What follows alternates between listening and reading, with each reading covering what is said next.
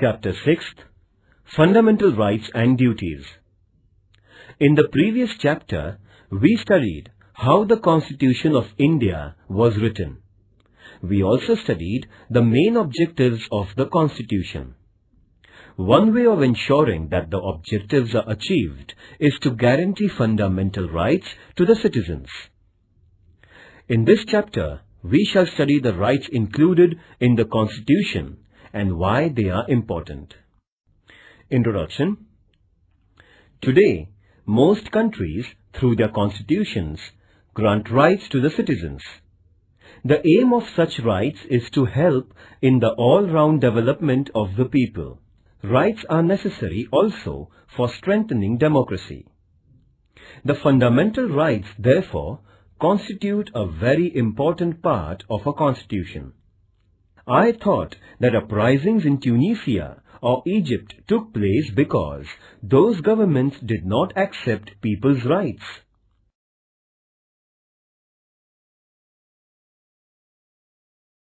A. What is a right? When we say that a person has a right, we mean that the person can engage in a certain act and that others accept that behavior. Having a right also means that the person can expect specific behavior from other persons and from the government. Thus, rights can come into being only when other members of society and the government accept certain obligations. You must have seen that there is a silence zone near hospitals. This is a regulation local authorities declare that you cannot blow horns while passing through the silence zone. This regulation comes in the backdrop of a socially accepted idea that patients in the hospital need silence and that they are entitled to rest and recuperation in peace. Thus, the patient's claim to rest is accepted by society, and then a regulation is made to enforce that claim. Society accepts various such claims mainly when they are seen as reasonable. In other words, rights require in the first place an agreement among members of the society over what are reasonable claims of its members. Then, it also requires legal provisions for ensuring the rights. Such legal provisions include limits on the powers of the government.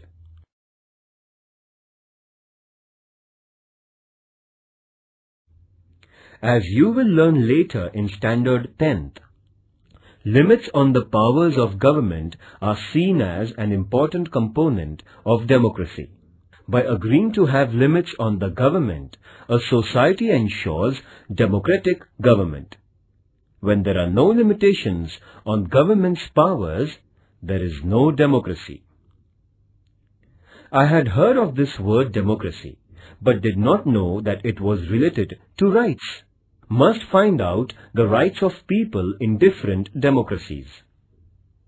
When we say that we have freedom of speech, it means that other people around us also have the same right, and we all agree that we can freely express our opinions.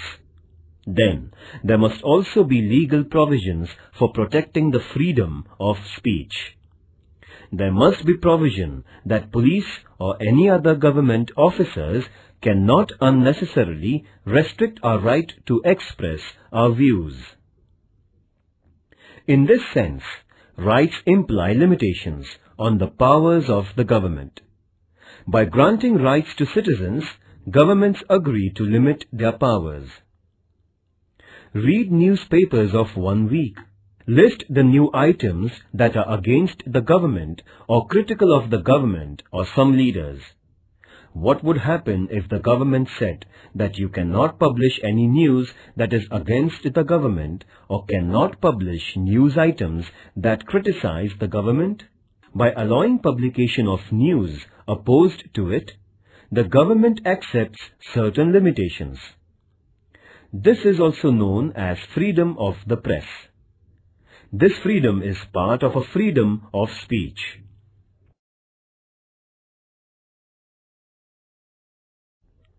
But granting these rights was not an easy or straightforward process.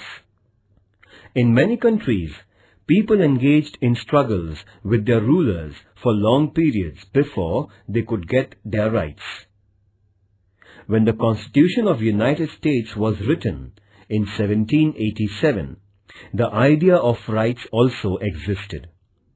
But that Constitution originally did not mention any rights because makers of that Constitution felt that rights are already there and do not need mention in the Constitution. But on the demands of citizens, a Bill of Rights was subsequently included in the US Constitution, that is, in 1791. Since that time, it has become customary to include rights in the Constitution of a country. The Constitution of India includes a detailed list of rights. These are called fundamental rights. This means that these rights are of fundamental importance. They are so important that the government cannot take away these rights. Long back in 1215, the British monarch had to agree to some restrictions over the monarchical powers. This agreement is famous as the Magna Charta, a charter agreed by the king. Even after this, there were many struggles in England between the people and the monarch. Those struggles resulted into many more limits on the powers of the king or queen. Ultimately, these struggles led to democracy and acceptance of citizens' rights. In 1776, the American people declared their independence from England. That declaration is known as the Declaration of Independence, in which it was asserted that certain rights of human beings were inalienable, meaning that nobody could take those rights away. Similarly, the French Revolution of 1789 also underlined the importance of rights through the Declaration of Rights of Man and of the Citizens. The French Revolution led to abolition of the monarchy and the rise of democracy in France. In what way rights are related to democracy?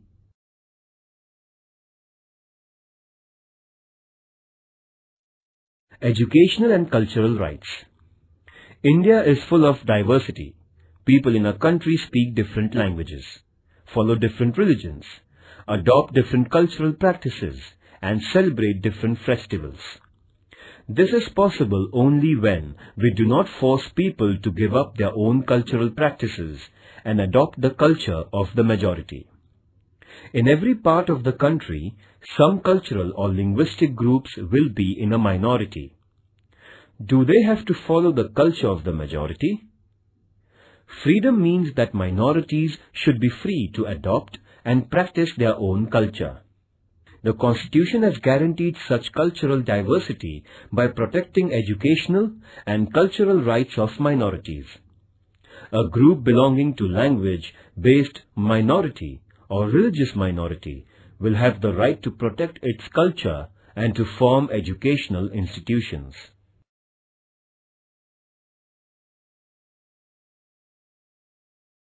B. Are fundamental rights mentioned in Indian Constitution. Even before India became independent, our leaders were aware that a future India must respect rights of citizens and that there must be a guarantee of those rights.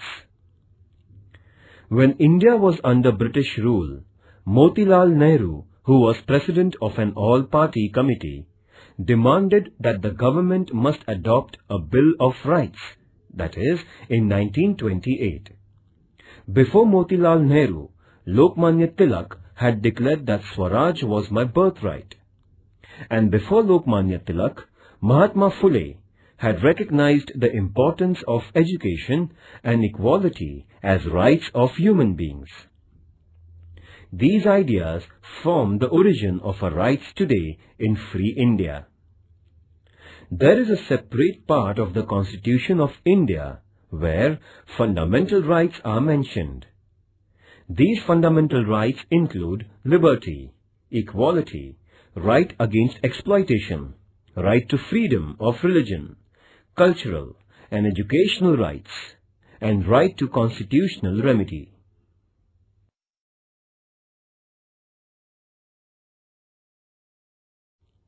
C. Human rights. It is now internationally accepted that every human being has certain rights. These are described as human rights.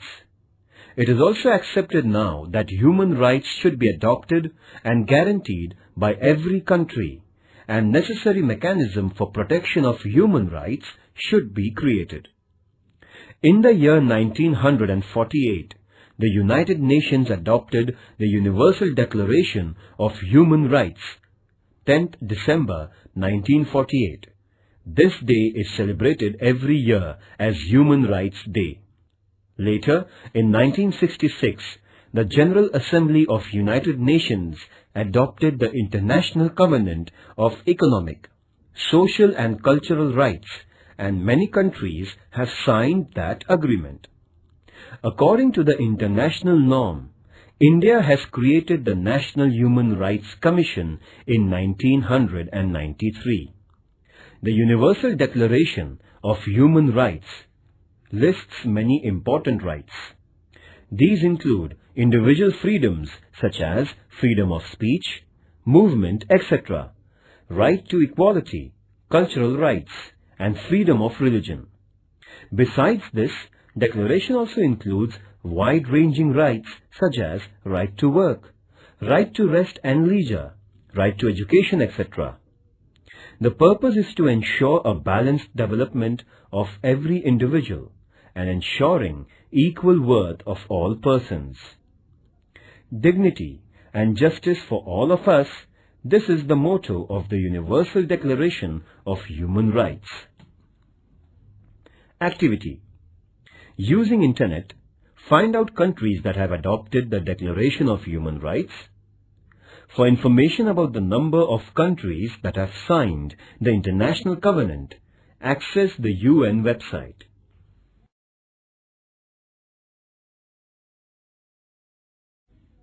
D. Citizens' duties. Why can't we have only rights and no duties? It is often said that rights and duties are two sides of the same coin. Do you know what it means? Let us take an example. Right to equality means that men and women must have equal status and equal treatment. Does this happen in real life? Unless all members of society respect this right and fulfill the duty of treating women as equal, this right will never fully come into being. Therefore, it is the duty of every citizen not to engage in domestic violence against women and to oppose ill treatment of women, because women are not treated equally and practice of female foeticide is prevalent. Is it not a duty to respect women as equal citizens? You will now understand why duties are important for the fulfillment of rights. Just as society must respect our rights, society expects that we accept certain responsibilities as our duties. Some duties are listed in the Constitution as a fundamental duties. These include to respect the Constitution, to respect national flag and national anthem, to protect the country, to adopt a feeling of brotherhood towards all citizens of India, to protect the environment, to adopt a scientific approach, etc. Is there punishment if these duties are not performed? Ecological balance. Human beings are dependent on environment for air, water, trees and minerals. If we use these natural resources indiscriminately, that leads to environmental degradation. Our present generation may be happy to use as many trees as it can cut down, but what will happen to later generations? Already, over-exploitation of natural resources is leading to crises such as drop in rainfall, rise in temperature, and many other environmental hazards. This only shows the importance of duties, It is not our duty to use the natural resources carefully? Think of others and think of our future generations. Activity. Obtain a copy of the Constitution of India and make a list of fundamental duties. Discuss in your class why these duties are important. I can now see the link between rights and duties. Unless we are bound by the duty to protect our environment, how can later generations enjoy the benefits of forests and fresh air and other natural resources?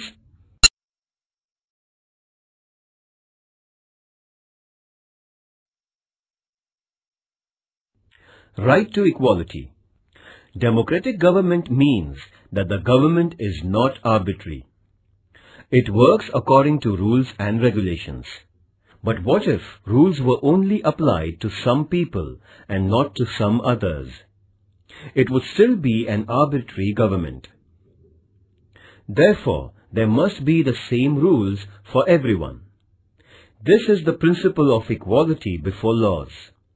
Our Constitution guarantees that all persons will be treated equally by the government.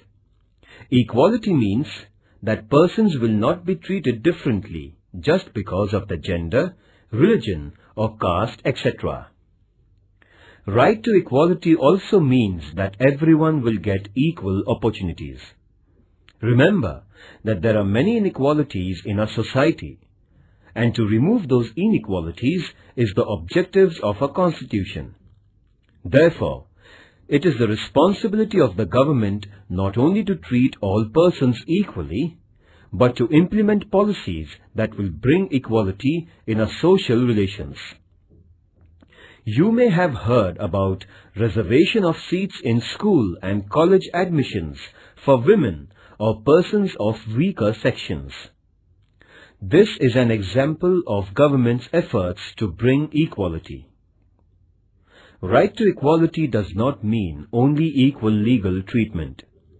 It also means that groups which are backward and traditionally discriminated against must get the opportunity to develop themselves and become equal in the true sense.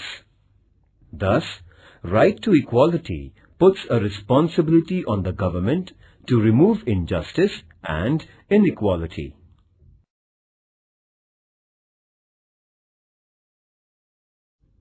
Right to freedom of religion. In India, people follow different religious practices, but the government does not support or oppose any religion.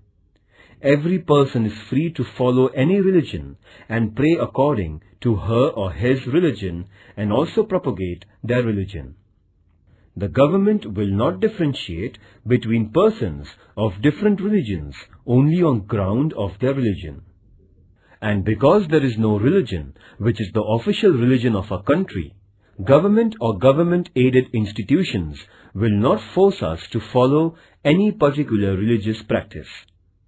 Government also does not itself preach any religion or give religious education in schools aided by it.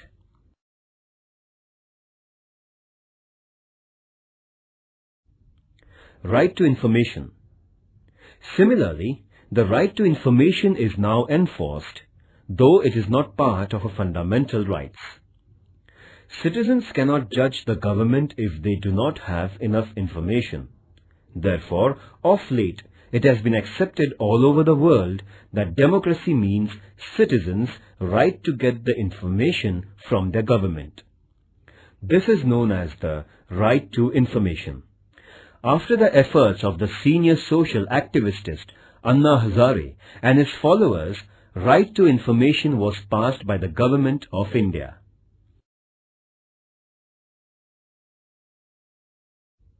Right to liberty.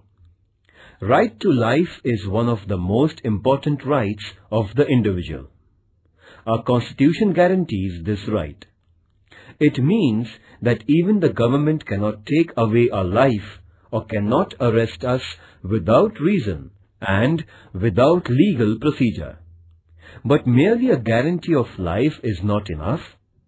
As human beings, we want to live a meaningful life. We want to do things we like. We want to develop our personality.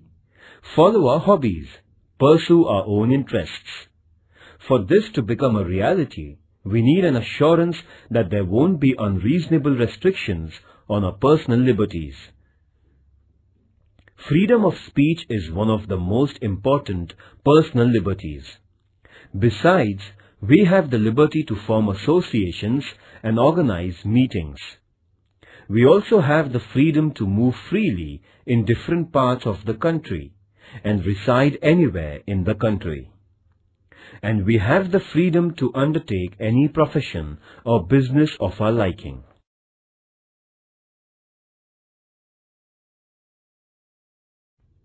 Right to constitutional protection.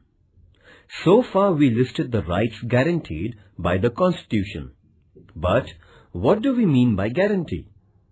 If our right is violated, we can go to the government for protection.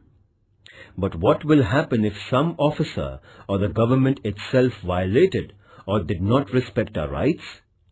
In such situation, we have the right to move the courts. This is also called as right to constitutional remedy. Court will decide if the government has wrongly interfered with our rights, and if so, ask the government not to do so. Judiciary is the protector of our rights. This provision makes our fundamental rights truly guaranteed. First, what is the importance of right to equality? Second, why is the right to constitutional remedy the most important right? Activity. Imagine we had right to liberty but not the right to equality. What would be the result?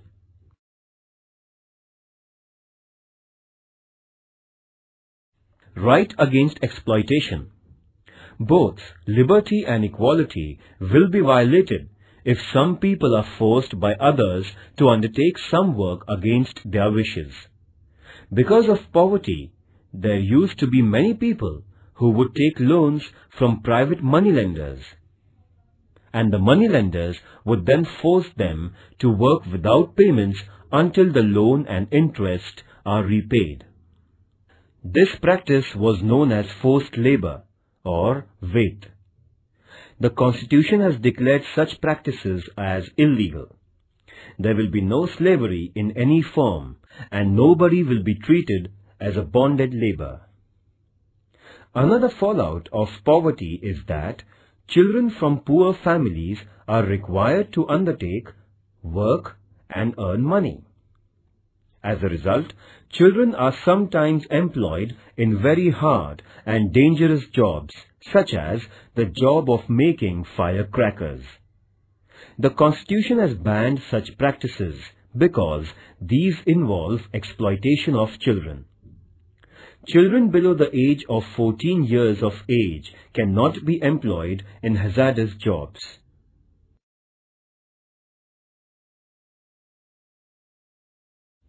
Positive and negative rights. Rights are necessary for our personal development. They are necessary also for the well-being of the society. Rights ensure that weaker and backward sections of society get opportunities to improve their condition. The right to equality is very important in this respect. Thus, some rights are limitations or restrictions on the powers of the government, while some rights mandate that the government adopts policies for the well-being of weaker and needy sections. In this sense, rights are responsibility of the government and the society to make sure that various services and facilities reach all sections. So, our rights are twofold. Some rights are restrictions on government, what the government cannot and should not be doing. Let us call them negative rights, because they tell us what the government should not do. On the other hand, some rights tell what the government should do. These are positive rights. Right to education, for instance, is a positive right. On the other hand, freedom of speech is a negative right, meaning that it states that government cannot put unreasonable restrictions on a freedom of speech.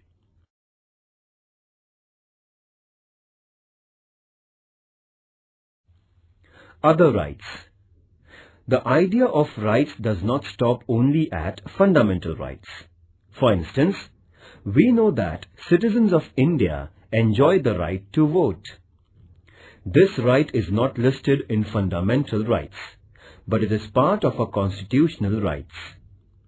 Even after the Constitution was written, the scope of our rights has been expanded.